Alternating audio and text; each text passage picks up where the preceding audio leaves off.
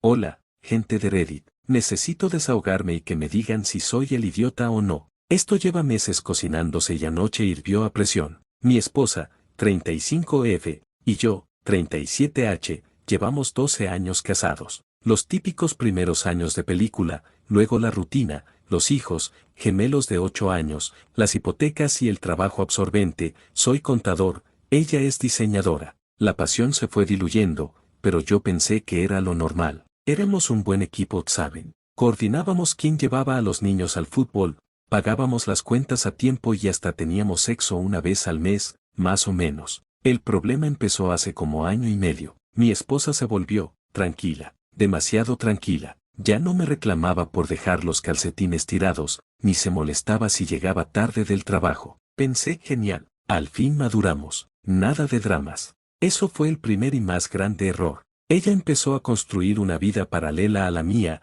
y yo ni me enteré. Se apuntó a un gimnasio, empezó a salir con sus amigas los viernes, algo que nunca hacía, tomó un curso de cerámica los sábados por la mañana. Yo, como un idiota, feliz de que tuviera sus hobbies y no me molestara, me encerraba en mi oficina a jugar videojuegos o veía deportes. Nuestras conversaciones se redujeron a lo logístico. ¿Pagaste la luz? ¿Sí recoges a los niños? Vale. No había discusiones, no había gritos, solo un silencio ensordecedor que yo confundí con paz. La llamaban Date Nights. Las nuestras eran ver una serie en silencio, cada uno con su móvil. Yo creía que estábamos cómodos. Ahora me doy cuenta de que ella ya no estaba allí. Su cuerpo estaba en el sofá, pero su mente y su corazón habían salido de la relación hacía meses. El punto de inflexión fue hace 3 semanas. Llegué a casa y noté que su alianza, esa que no se había quitado en 12 años, ya no estaba en su mano. Se me heló la sangre. ¿Dónde está tu anillo? Pregunté,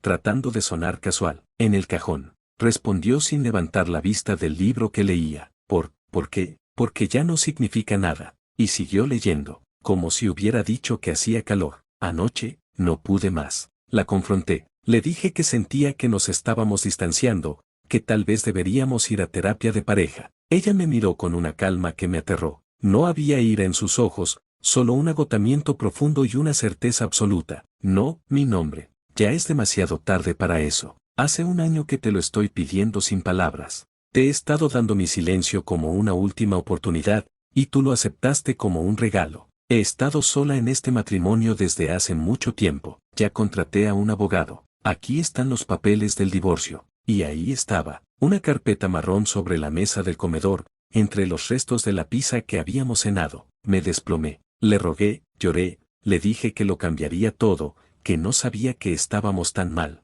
Su respuesta me destruyó. Ese es el problema, no tenías que saberlo, tenías que verlo. Así que, Reddit, hoy la cagué, o más bien, he estado cagándola día tras día durante un año, ignorando a la mujer que amaba mientras ella se preparaba en silencio para una vida sin mí. El divorcio no es una decisión que tomó anoche. Fue un proceso del que yo fui el único espectador que no se enteró de la función. Dr. Ignoré las señales de que mi esposa estaba emocionalmente desconectada de nuestro matrimonio, confundiendo su silencio y falta de conflicto con paz marital. Anoche me presentó los papeles del divorcio después de un año de planificarlo en silencio, mientras yo era un idoto complaciente. Guión, edición, 6 horas después. Wow, esto explotó. No esperaba tanta respuesta. Gracias a todos, incluso a los que me están poniendo a parir. Se lo merece este personaje que soy. Para aclarar algunas preguntas frecuentes, ¿hubo una tercera persona? Según ella, no, y le creo. Dice que simplemente se cansó de sentirse invisible y decidió recuperar su vida. ¿Y los niños? Son lo primero para los dos. Estamos hablando de la custodia y queremos hacerlo de la manera menos traumática para ellos. Ella se va a mudar a un departamento cerca. Voy a intentar salvarlo. He hablado con ella después de leer muchos de sus comentarios. Le pedí una última oportunidad, con terapia, pero me dijo que el pozo está seco. No queda resentimiento, pero no queda amor. Es como tratar de revivir una planta que se secó hace meses. Es duro, pero lo entiendo. ¿Qué he aprendido? Que el silencio en una relación no es paz, es la ausencia de lucha. Y que cuando tu pareja deja de quejarse, no es que seas perfecto, es que ha dejado de importarle. Gracias de nuevo, Reddit. Me han hecho ver que el idiota fui yo, pero también que puedo aprender de esto para no repetirlo en el futuro.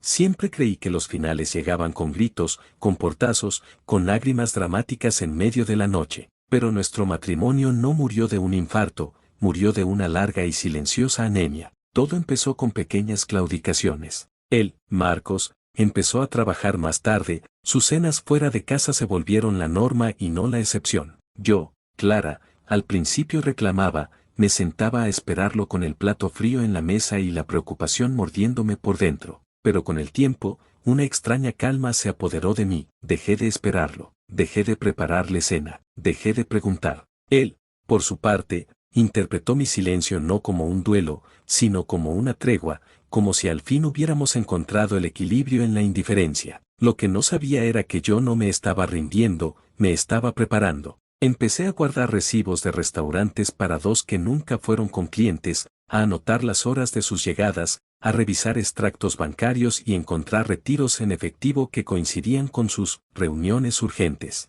Un día, revisando nuestra cuenta compartida para pagar el colegio de nuestra hija, vi una transacción a una joyería de lujo, un collar de perlas. Nunca llegó a mis manos. Ahí supe. La certeza fue un bloque de hielo en el pecho, frío y sólido. En lugar de confrontarlo, contraté a la mejor abogada de divorcios de la ciudad.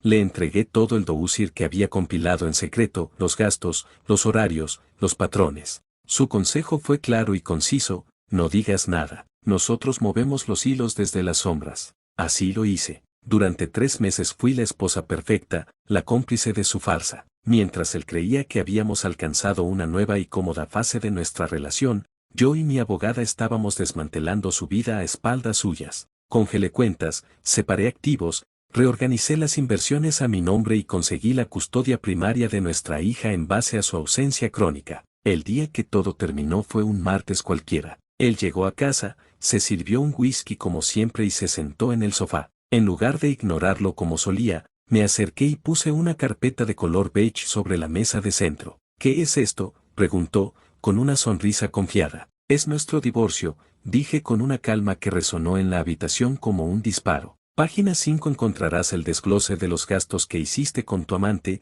incluyendo el collar de perlas. Página 12, la evaluación psicológica que recomienda la custodia para mí. Y la última página es la orden de desalojo. Tienes 72 horas para irte. Su cara fue un poema de incredulidad, negación y finalmente, pánico. Tartamudeó, intentó negarlo, luego suplicar. Pero cada palabra que salía de su boca chocaba contra el muro de evidencia que yo había construido con paciencia de orfebre. No hubo gritos, no hubo drama, solo el sonido de su mundo desmoronándose en el silencio de nuestra sala de estar. Al final, se fue con una maleta, un par de cajas y la mirada perdida de quien acaba de comprender que subestimó por completo a su enemigo. El divorcio fue rápido. Yo me quedé con la casa, una pensión sustancial y, lo más importante, con mi paz y mi hija. Él perdió su familia, su hogar y una parte considerable de su patrimonio. Supe por amigos comunes que la amante lo dejó al mes, cuando se dio cuenta de que su pozo de oro se había secado.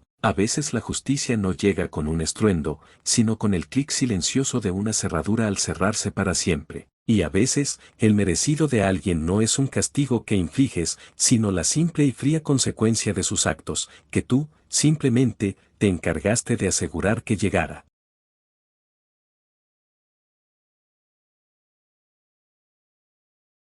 La verdad es que nunca sospeché nada, o quizás, en el fondo, no quise hacerlo. Diego y yo llevábamos 15 años casados, una hija de 12 llamada Valeria, y una vida que desde fuera parecía sacada de un catálogo de muebles, casa con jardín, 2 coches, vacaciones anuales en la playa. Él era un arquitecto exitoso, yo había pausado mi carrera como ilustradora para criar a Valeria, y en general, no me quejaba, o eso me decía a mí misma. La rutina era nuestra aliada y nuestra carcelera. Las conversaciones giraban en torno a la logística familiar, quién llevaba a Valeria a natación, que íbamos a cenar, si había que llamar al fontanero por el grifo que goteaba. El amor, ese sentimiento ardiente de los primeros años, se había transformado en una brasa tibia, cómoda pero que ya no emitía mucho calor. El primer indicio, mirando atrás, fue sutil. Diego empezó a trabajar más fines de semana. Es el proyecto del centro comercial. Es muy importante, decía. Yo le creía. Luego llegaron los viajes, relámpago, a otras ciudades para reuniones con clientes. Siempre tenía una excusa creíble, una factura de hotel, una historia detallada, pero algo en su energía había cambiado. Llegaba a casa con la mirada distante, como si su mente aún estuviera en otro lugar, con otra persona. Mi intuición, esa voz gutural que tantas veces ignoramos, empezó a susurrarme que algo andaba mal. Comencé a notar pequeños detalles, un nuevo perfume en su cuello, la forma en que protegía su teléfono como si fuera la joya de la corona, la manera en que sus elogios hacia mí sonaban forzados, como ensayados. La gota que colmó el vaso fue una noche de lluvia. Había salido a buscar un libro a su estudio en casa y, al mover una pila de planos, vi asomar la esquina de un cuaderno que no reconocía. Era una libreta de dibujo, pero no era mía. Con el corazón latiéndome con fuerza en el oído, la abrí. En sus páginas no había planos, sino bocetos de una mujer. No era una mujer cualquiera, era Clara, su joven asistente, a quien yo conocía de las fiestas de la empresa. Los dibujos eran íntimos, hechos con una ternura y una obsesión que me dejaron sin aliento. Ella leyendo en un café, ella riendo, ella dormida. Y entre las páginas, una nota escrita con su letra pulcra, a Clara, por ser mi musa en este desierto gris. Mi mundo, ese mundo perfecto y ordenado, se hizo añicos en cuestión de segundos. El dolor fue físico, un puñalazo en el estómago que me dobló por la mitad.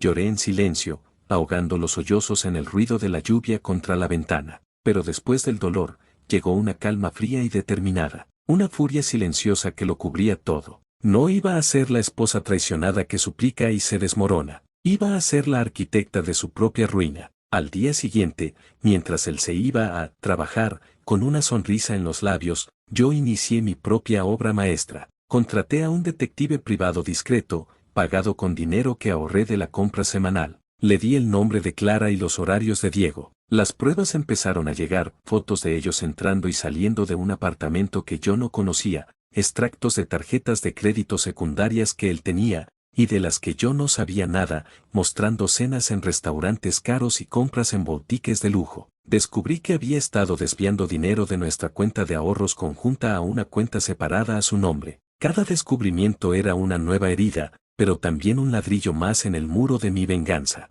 Actué con una paciencia y una meticulosidad que ni yo misma sabía que poseía. Durante 6 meses, fui la esposa perfecta. Le preparaba su café por las mañanas, planchaba sus camisas, escuchaba sus aburridas historias de trabajo con una sonrisa en los labios. Mientras tanto, con mi abogada, una mujer implacable llamada Elena, construimos un caso irrefutable. Reunimos todas las pruebas de la infidelidad, los estados de cuenta que demostraban el mal uso de los fondos comunes, y hasta un informe del detective que detallaba cómo había usado nuestro dinero para pagar el depósito del apartamento de Clara. Paralelamente, en secreto, busqué un estudio pequeño para alquilar y empecé a tomar trabajos de ilustración freelance, reactivando mi portafolio y mis contactos. Necesitaba ser independiente, necesitaba recordar quién era yo antes de ser la esposa de Diego. El día de lo elegí con cuidado, el aniversario de la fundación de su propia empresa, un día en el que él se sentía en la cima del mundo.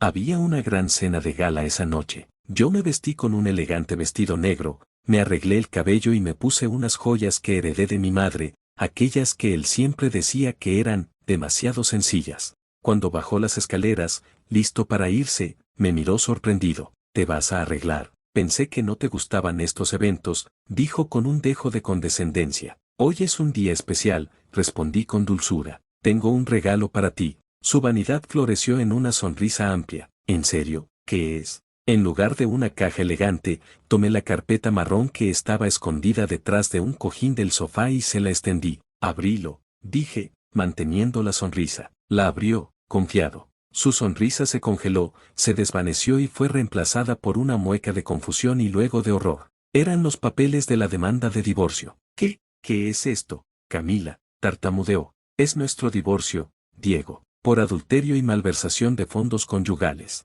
Las pruebas están todas ahí. Los bocetos de Clara, las fotos del apartamento, los extractos de la cuenta que abriste a escondidas, incluso el recibo del collar de diamantes que le compraste y que pagaste con el dinero de la Universidad de Valeria. Su rostro se volvió cenizo. Yo, puedo explicarlo, ella no significa nada. Empezó a balbucear, acercándose a mí. No, dije con una frialdad que pareció helarlo en el sitio. No tienes nada que explicar, ya lo he visto todo. Tu abogado recibirá una copia de estos documentos mañana por la mañana. He pedido la custodia total de Valeria, la casa y una pensión acorde a tu nivel de vida, que, por cierto, parece ser bastante alto, a juzgar por lo que gastas en tu amante. Lo miré directamente a los ojos, y por primera vez en años, no vi al hombre del que me había enamorado, sino a un extraño débil y patético. Y en cuanto a la cena de gala de esta noche, añadí, recogiendo mi bolso, lamento desilusionarte, pero no voy a acompañarte. De hecho,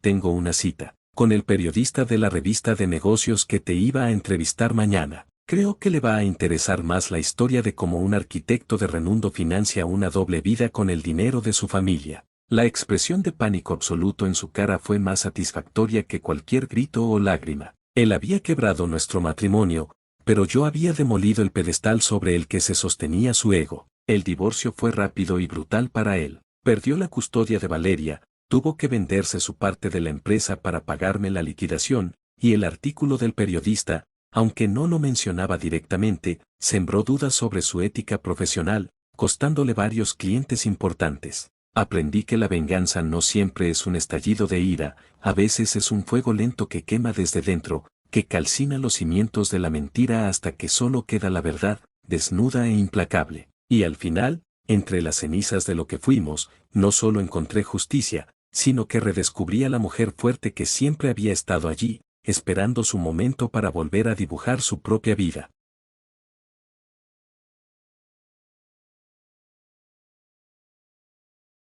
La ironía más grande era que me enteré de la infidelencia de mi esposo por pura casualidad, un domingo cualquiera mientras buscaba las llaves del auto que siempre se le perdían. Revolviendo en el bolsillo de su chamarra favorita, mis dedos no encontraron las llaves, pero sí un pequeño ticket de farmacia arrugado. Era por la compra de una caja de tampones, y no era nuestra marca. Mi mente, en un primer instante, buscó una explicación lógica. Habría comprado algo para su secretaria, para alguna compañera de trabajo, pero algo en mi interior, ese sexto sentido que las mujeres desarrollamos después de años de convivencia, se puso en alerta máxima. Decidí investigar sin prisa pero sin pausa. Revisé sus estados de cuenta en línea, siempre usaba la misma contraseña, el nombre de nuestro perro fallecido, y encontró varios gastos en restaurantes caros, hoteles boutique y hasta en una joyería, todos en días y horas en que él supuestamente estaba en reuniones de trabajo o jugando al fútbol con sus amigos. La evidencia era abrumadora, pero necesitaba la confirmación final. Contraté a un detective discreto que en menos de una semana me entregó un dossier con fotografías de él con una mujer mucho más joven, riendo, abrazándose, entrando y saliendo de un departamento que yo no conocía. El dolor fue un tsunami que me arrasó por dentro, pero en lugar de dejarme ahogar, ese dolor se solidificó en una determinación de acero. No iba a permitir que destruyera todo lo que habíamos construido sin que él pagara cada gramo de sufrimiento que me estaba causando. Mi plan requirió una paciencia de monje tibetano. Durante casi un año, me convertí en la actriz más dedicada del mundo. Fingí una felicidad marital que me corroía por dentro, pero que era necesaria para que él no sospechara nada. Mientras tanto, moví los hilos en la sombra con la precisión de un gran maestro de ajedrez. Lo primero fue contactar a un abogado de divorcios tan despiadado como inteligente. Le presenté todas mis pruebas y juntos trazamos una estrategia. Comencé a transferir pequeñas sumas de dinero de nuestra cuenta conjunta a una cuenta secreta a mi nombre, justificándolo como gastos para un curso de decoración que supuestamente estaba tomando. Paralelamente, usando mis contactos de cuando trabajaba en bienes raíces, conseguí un excelente departamento en un barrio tranquilo y lo alquilé a nombre de una sociedad pantalla que creé con la ayuda de mi primo. Reorganicé mis inversiones personales, aquellas que tenía desde antes del matrimonio y que él siempre desdeñó por considerarlas poco rentables, y para mi sorpresa, descubrí que me generaban unos ingresos modestos pero estables. Fui rearmando mi vida, mi independencia financiera y emocional, ladrillo a ladrillo, mientras él, confiado y ciego, seguía en su nube de infidelidad y mentiras, creyendo que su esposa era la misma mujer dócil y confiada de siempre. El desenlace lo orquesté para el día de su cumpleaños. Había organizado una fiesta sorpresa en casa con todos sus amigos y familiares, incluidos sus jefes, a quienes yo siempre había caído tan bien. La casa estaba impecable, llena de globos y regalos. Yo lucía un vestido nuevo, arreglada como hacía años no lo estaba, y lo recibí con un beso en la boca y una copa de champagne.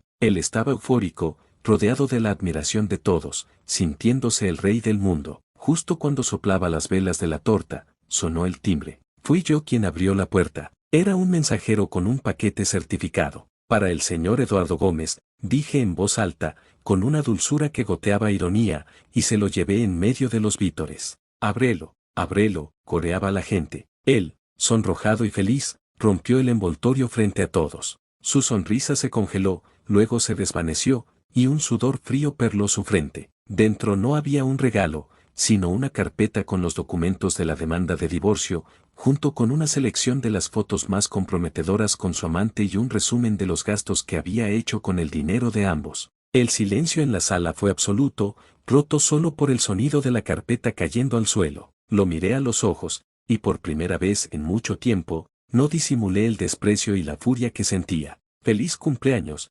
cariño», dije con una voz clara y gélida que todos escucharon. «Espero que hayas disfrutado la fiesta, porque es la última que celebras en esta casa y a mi costa». La humillación pública fue total. Sus amigos lo miraban con conmoción, sus jefes con desaprobación. Él intentó balbucear una explicación, pero las pruebas hablaban por sí solas. Esa noche se fue de la casa entre murmullos y miradas de lástima. El divorcio fue rápido, gracias a las pruebas irrefutables. Obtuve la custodia completa de nuestros hijos, la casa, una sustancial pensión alimenticia y la mayor parte de nuestros bienes. Aprendí que la venganza más dulce no es la que se sirve fría, sino la que se sirve en el momento justo, delante de todo el mundo, convirtiendo el día más feliz de alguien en el principio de su pesadilla. Y sobre todo, redescubrí mi propia fuerza, esa que había enterrado bajo años de complacencia y que, resultó ser, era mi mayor patrimonio.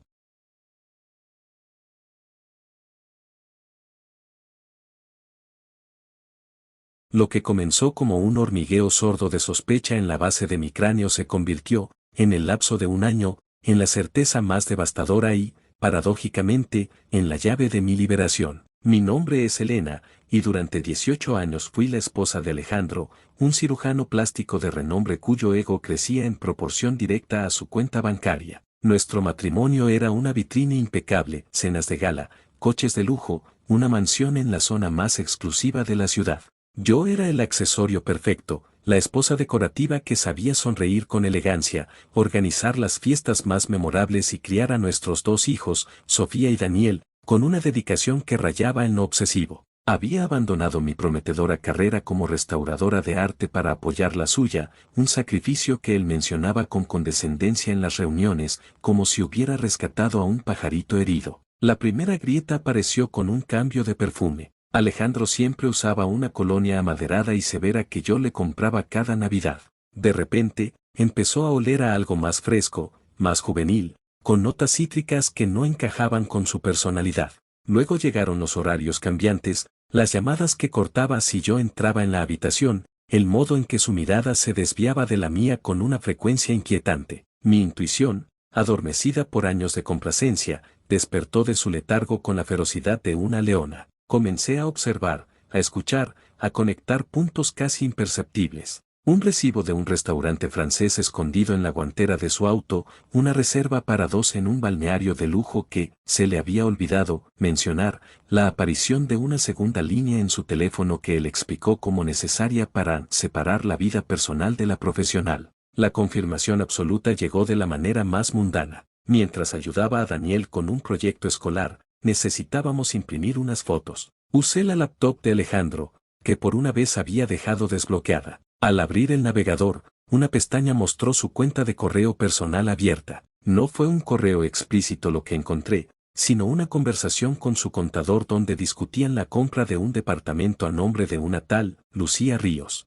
La dirección era la misma de un edificio nuevo y lujoso del que Alejandro había elogiado la arquitectura unas semanas atrás. Un nudo de hielo se formó en mi estómago. Con manos temblorosas, profundicé. Encontró más correos, no a Lucía, sino a una dirección genérica, hablando de muebles, de la instalación de una tina de hidromasaje, de la elección de mármol para los baños. Todo pagado con transferencias desde una cuenta que yo no conocía. La magnitud de la traición no era solo emocional, era financiera, meticulosamente planificada. Él no solo tenía una amante, le estaba construyendo un nido con nuestro dinero. La rabia que sentí en ese momento no fue un arrebato ciego, sino una fuerza glacial y calculadora. Lloré, sí, durante horas, en la ducha, donde el sonido del agua ahogaba mis gemidos. Pero cuando salí, ya tenía un plan. No iba a confrontarlo. Iba a desmantelar su vida con la misma meticulosidad con la que él había construido su doble vida. Contraté a un detective privado, el mejor que pude encontrar, y le entregué todos los hilos que tenía. En pocas semanas, el dousir creció. Fotos de Alejandro con Lucía, una mujer joven y esbelta que trabajaba como modelo para unas clínicas rivales, evidencias de que él era el titular secreto de la empresa constructora que había vendido el departamento a nombre de ella, extractos bancarios que mostraban transferencias sustanciales desde cuentas nuestras, incluso desde el Fondo de Educación de los Niños, hacia esa cuenta fantasma. Mientras el detective trabajaba, yo inicié mi propia operación en la sombra. Contacté a una abogada de divorcios tan temible como inteligente, una mujer que se ganaba el apodo de la esculpadora, por su habilidad para tallar en piedra los acuerdos más ventajosos para sus clientas. Juntas, trazamos una estrategia de meses. Mi actuación fue digna de un Oscar. Me volví más cariñosa, más interesada en su trabajo, más comprensiva con sus noches de trabajo. Le preguntaba por su día con genuina curiosidad, sabiendo que cada mentira que me contaba era un clavo más en el ataúd de su propia condena. Mientras tanto, movía el dinero. Fui retirando pequeñas sumas en efectivo de nuestras cuentas conjuntas, justificándolo como gastos para la casa o para los niños. Abrí una cuenta en un banco offshore con la ayuda de un amigo contador, un viejo amigo de la universidad en quien aún confiaba, y transferí a ella mis joyas más valiosas y una parte de unas acciones que heredé de mis padres y que, por fortuna, siempre habían estado solo a mi nombre. Paralelamente, usando un alias y un testaferro, alquilé un loft amplio y luminoso en un barrio de artistas, el tipo de lugar que yo amaba y que Alejandro siempre despreció por bohemio y poco serio. Comencé a tomar pequeños trabajos de restauración, reactivando mis habilidades y mi red de contactos. Cada pincelada sobre un lienzo antiguo era un recordatorio de la mujer que había sido antes de Alejandro, una mujer con talento, con pasión, con una identidad propia que no dependía del apellido de un hombre. El día de la ejecución lo elegí con malicia poética, la noche de la gran gala benéfica del hospital, el evento social más importante del año para él. Era su noche de gloria, donde se codeaba con lo más granado de la sociedad y recibía halagos por su generosidad. Yo, por supuesto, era su acompañante obligada. Me vestí con un vestido de gala rojo sangre, un color que nunca usaba pero que esa noche me daba un aire de poder y de advertencia. Me puse las únicas joyas que me quedaban de verdadero valor, los diamantes de mi abuela, y bajé las escaleras con una elegancia que hizo que él me mirara con un destello de deseo mezclado con sorpresa. «Estás espectacular», murmuró. «Es una noche especial», respondí, con una sonrisa que no llegaba a mis ojos. La gala era un mar de vestidos caros y sonrisas falsas. Alejandro se movía como un pez en el agua, dejándome plantada en la mesa mientras recibía palmadas en la espalda. Yo sonreía, saludaba, y esperaba. Justo antes de que sirvieran el postre, se acercó a la mesa, eufórico, con una copa de champán en la mano. «¿Ves, Elena? Esto es a lo que hemos llegado. Todo esto es gracias a mi esfuerzo». Esas palabras, cargadas de una arrogancia que ya no podía soportar, fueron la señal. «Tienes razón, Alejandro», dije, con una voz tan clara que varias mesas cercanas nos miraron. «Has trabajado mucho, tanto, que te has construido un segundo hogar». Su sonrisa se congeló. Saqué de mi bolso de noche, no un pintalabios, sino un sobre blanco, pequeño y discreto. «Esto llegó para ti a casa hoy. Pensé que sería un buen momento para dártelo». Él, confundido, lo abrió. Dentro no había una nota, sino una fotografía, una de las que el detective había tomado, de él y Lucía besándose apasionadamente en el balcón de su departamento. La copa de champán se estrelló contra el suelo, manchando de dorado la alfombra persa. El silencio a nuestro alrededor fue repentino y absoluto. ¿Qué es esto?, balbuceó, pálido como la muerte. «Es el principio del fin, Alejandro», dije, manteniendo la calma mientras un centenar de ojos nos miraban. «Mañana a las 9, tu abogado recibirá la demanda de divorcio. Incluye adulterio, ocultación de bienes y malversación de fondos conyugales. He congelado todas las cuentas, incluida la secreta que usabas para mantener a tu amante. El departamento, por cierto, está a nombre de una sociedad de la que soy la accionista mayoritaria. Compré la deuda. Su rostro era un estudio del pánico y la incredulidad. La humillación pública era tan densa que se podía palpar. Gritos, murmullos, miradas de escándalo. Él intentó agarrarme del brazo, pero me retiré con desdén. No toques lo que ya no te pertenece. Y con eso, di media vuelta y caminé fuera del salón, con la cabeza alta, dejándolo en el centro de un círculo de vergüenza, solo, con los pedazos de su vida perfecta hechos añicos a sus pies. El divorcio fue un terremoto del que solo yo salí en pie. Con las pruebas irrefutables, la exculpadora logró no solo la custodia total de los niños y la casa, sino también una pensión alimenticia que me aseguraba para siempre, la liquidación de la mitad de su clínica, cuyo valor real descubrimos era mucho mayor del que declaraba, y la propiedad completa del departamento de Lucía, que terminé vendiendo y donando el dinero a una fundación para mujeres artistas. Alejandro, hundido en deudas y con su reputación hecha trizas, perdió gran parte de su clientela. Lucía lo dejó al mes, cuando se dio cuenta de que el pozo sin fondo se había secado. A veces pienso en ese domingo en que encontré el ticket de farmacia. Lo guardé, está en una caja, junto con las fotos del detective, como un recordatorio de que a veces, la traición más dolorosa es el combustible que necesitas para reconstruirte a ti misma, más fuerte, más inteligente y más libre de lo que jamás imaginaste ser. La venganza no fue solo hacerle pagar, fue reclamar mi vida, mi identidad y mi poder, y encontrar, en las cenizas de un matrimonio falso, la auténtica obra de arte que era yo.